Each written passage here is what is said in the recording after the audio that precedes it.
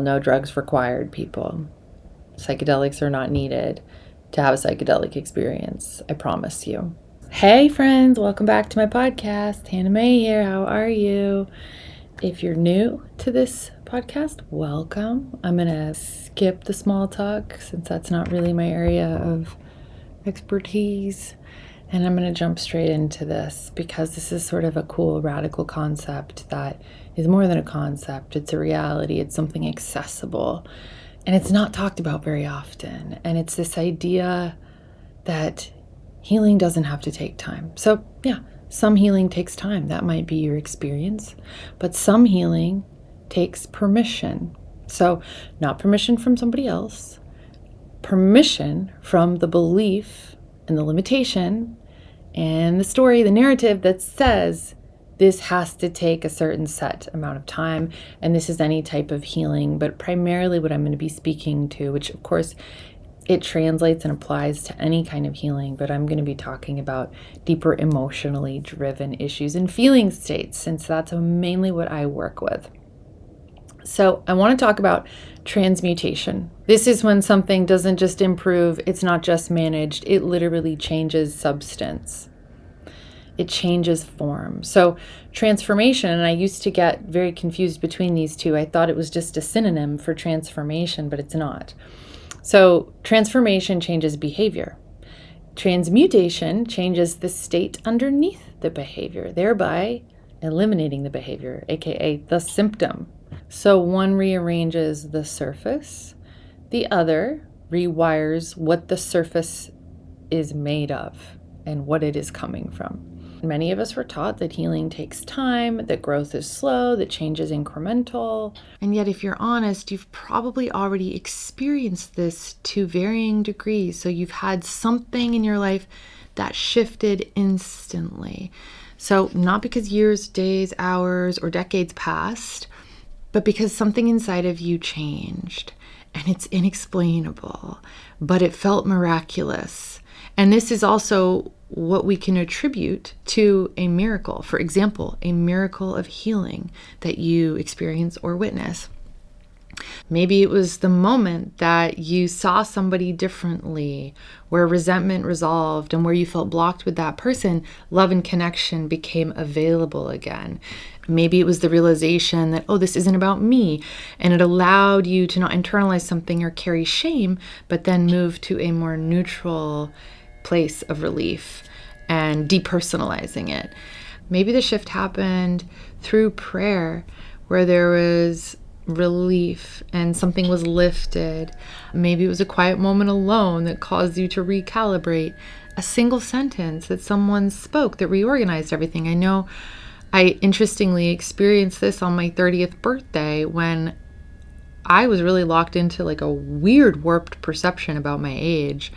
And my dad said one sentence that caused this illusion to completely fall to the ground. And I had an immediate shift in state. And I was grateful for that. So anything that there's a charge on has the ability to shift. The timeline didn't change. The circumstance didn't change. You did. And it's like the linchpin gets pulled and you can't explain it, but there's a quick, sudden reorganization that's happening. Most likely there's a simultaneous gamma burst, if we're going to talk brain waves, and you step into a new reality. And it's always enlightening, even with the small things. So this is the kind of shift I'm talking about. Not management, but substance change. So the question then becomes, what if rapid transformation is not the exception, but the nature of spirit itself? And only then do we begin to see that potentially we've been limited through conditioning by medical, psychological, cultural models, by pathologizing essentially these systems and processes into believing that healing must look a certain way. And so here's the thing, whatever we give our belief to, we give authority to over our reality. We literally, with our ideas, with what we're believing, we breathe life into our reality. We give power to it. We are, by divine right, co-creators. And this is the power that we have, and we have forgotten it, or maybe we just never were fully aware of it. But most likely that's the case for most of us because we get cut off from this aspect of ourselves and our power and our true nature just by default through early conditioning. And the journey, as I have come to understand it, is to find our way back to it. And interestingly, I read this recently and I got so excited because this completely reinforces exactly what I'm talking about and what I have come to understand is true in my own healing journey and supporting other people in transmuting their pain and coming out of it. And so this is Carolyn Myss, and she wrote Anatomy of the Spirit, and she's a medical intuitive and healer. She's helped thousands of people heal all kinds of different ailments and conditions. She says our concept of time should be re-examined. The illusion that healing takes a long time holds considerable authority in our culture.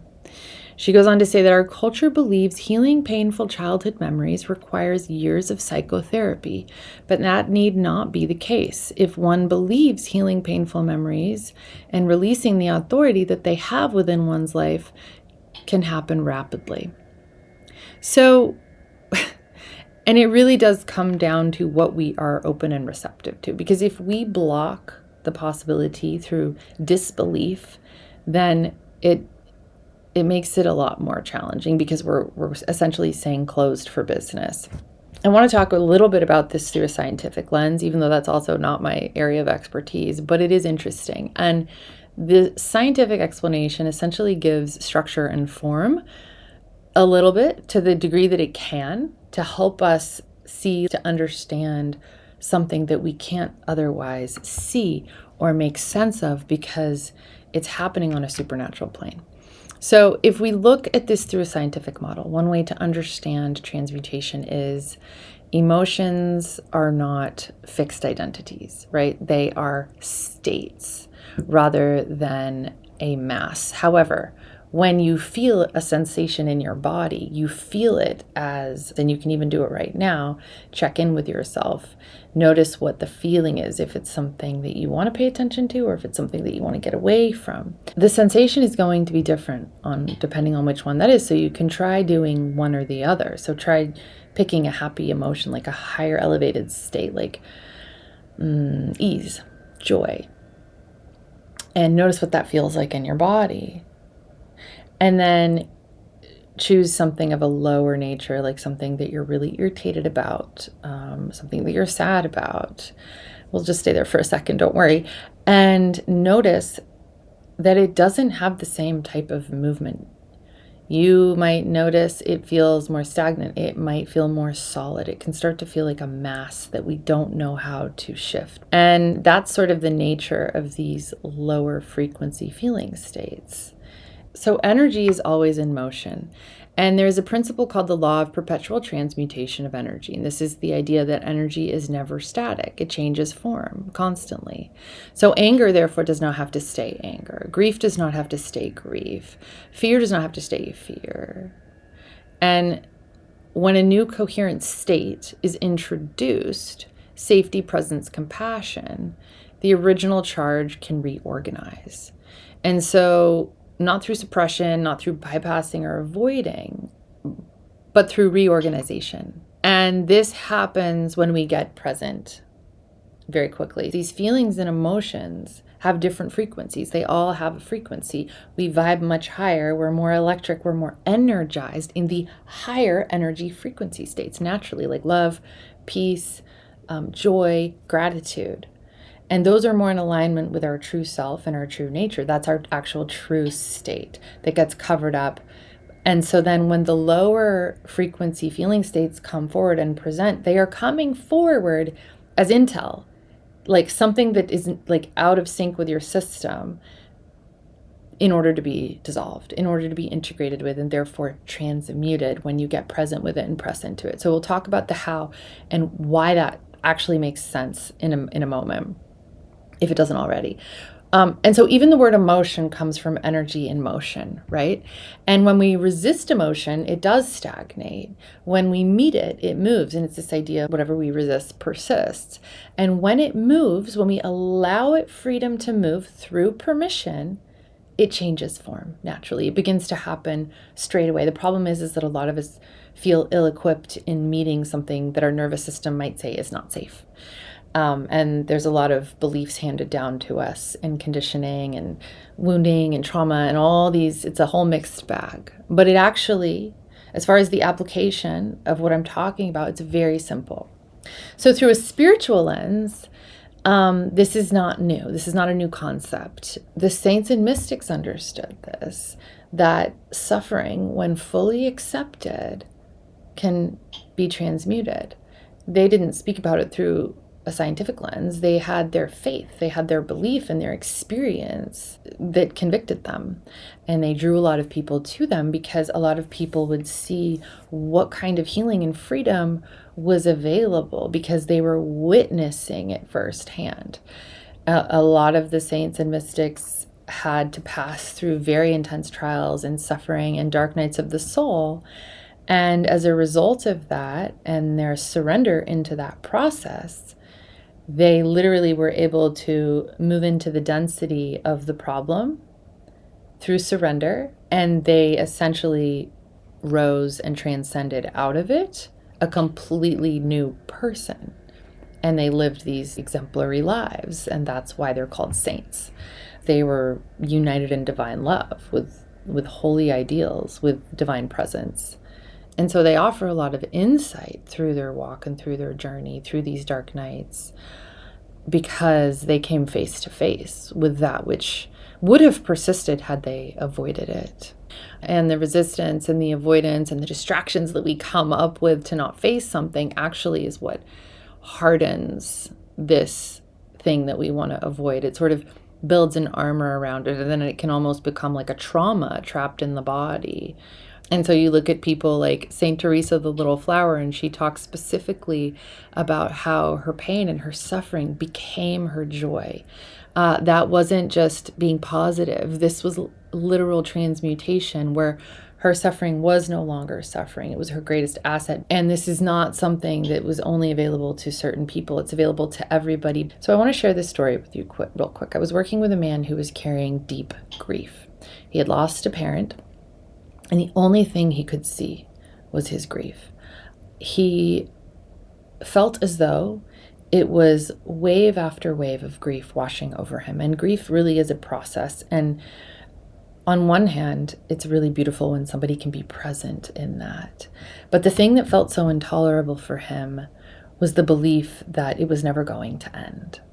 And so I asked him this question. I said, if you knew when it was going to be over, would that bring you relief? And he said yes. And so I used his wave metaphor. And I said, you realize that this wave coming towards you to wash through you, you're never going to confront that wave again. This wave comes once. And all you have to do is be present with this one wave. And there's different ways to act when a wave comes along, right? We can panic.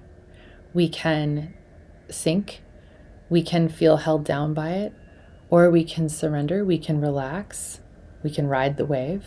It's sort of like in childbirth, when you don't resist the wave, it literally flows through your body and you get release of tightening. And so that sensation that we know as pain is able to flow out of the body, and the contraction or the surge, as we call it in hypnobirthing, is actually the duration of it will usually shorten.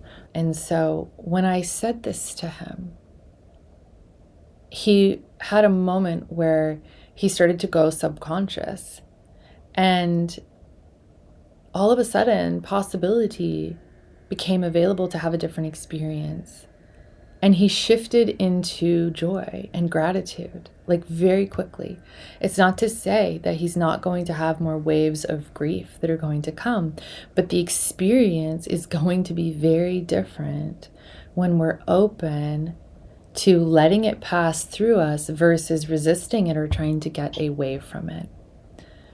And so that's just a really small example of how he was able to shift extreme hopelessness in that moment into hope. And he was really grateful, and he left that conversation smiling. And the goal was not to eliminate the grief in that short conversation that I had with him, but it was to stop fighting it so his experience could change and he could perceive it differently When the fight drops and the energy's moved, that's when transmutation begins. So it's not managing the surface, it's not coping harder. It's literally a shift at state level. And so many people stay stuck in symptom management, regulating, coping, trying to manage reactions. And self-regulation tools are really great for nervous system maintenance. They're very essential because we need to maintain ourselves, right? We need to keep ourselves well-oiled, well-fed, and that goes for our nervous system as well. But they do not get to root cause. And we can do that very quickly by getting present with sensation through co-regulation in a container where it feels safe and with a spiritual connection over time as well. So if the underlying belief doesn't shift, the system keeps compensating because you're essentially in fight or flight. You're just trying to tread and stay above water. Transmutation is different. It's when you sink into the roots and the belief gets loosened and the foundation of what was causing you pain begins to shake and separate, and what was hardened sediment begins to rise and disperse, and then it can be dissolved, essentially. Another word for this is neutralized.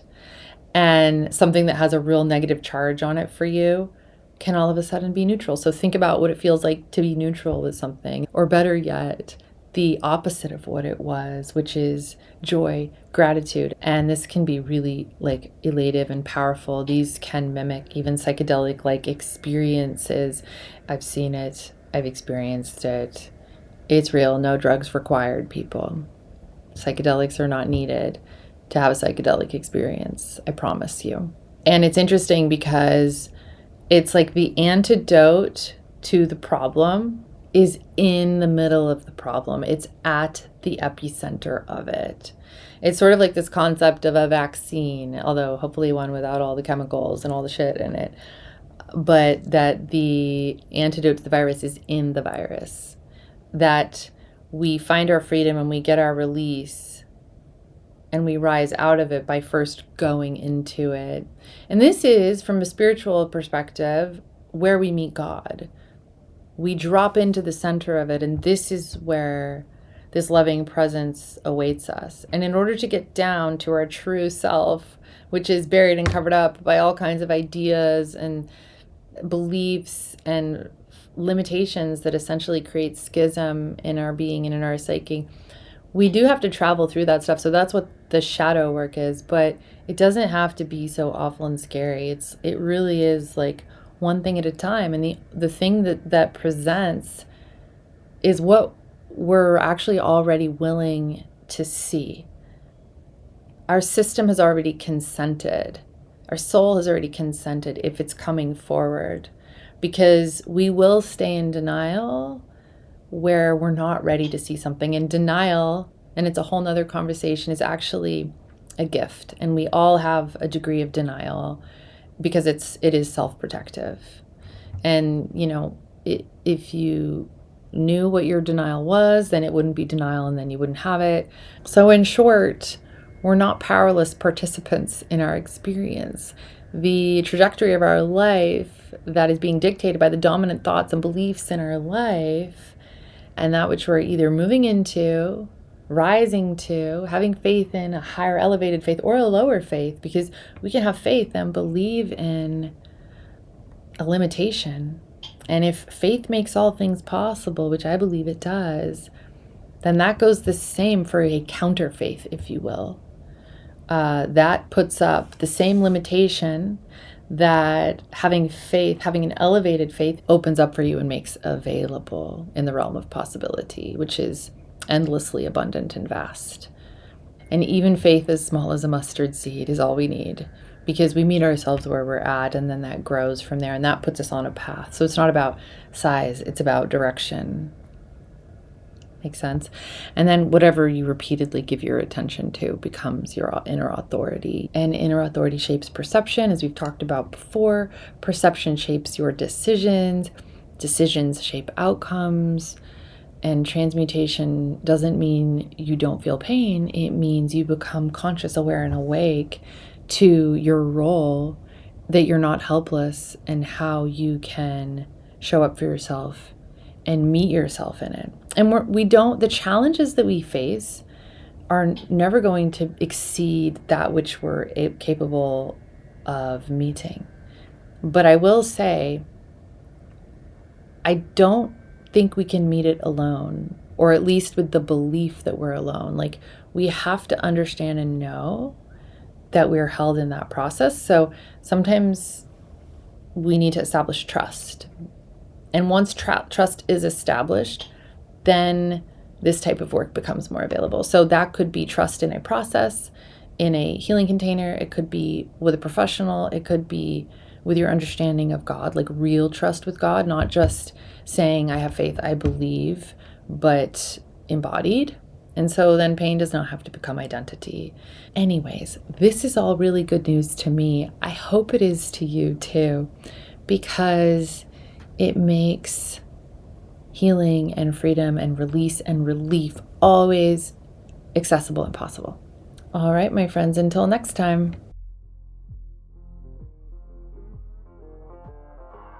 Thank you for tuning in to the Mae B Mindful Podcast. If you enjoyed today's episode, don't forget to subscribe and leave us a review. Your feedback helps us grow and improve. For more information, resources, and exclusive content, visit our website at maybemindful.com, or go ahead and follow us over on Instagram at Mae B Mindful. If you enjoyed this week's episode, please give me a follow, screenshot the episode, and go ahead and tag me until next week when I bring you another thought-provoking and inspiring topic. Until then,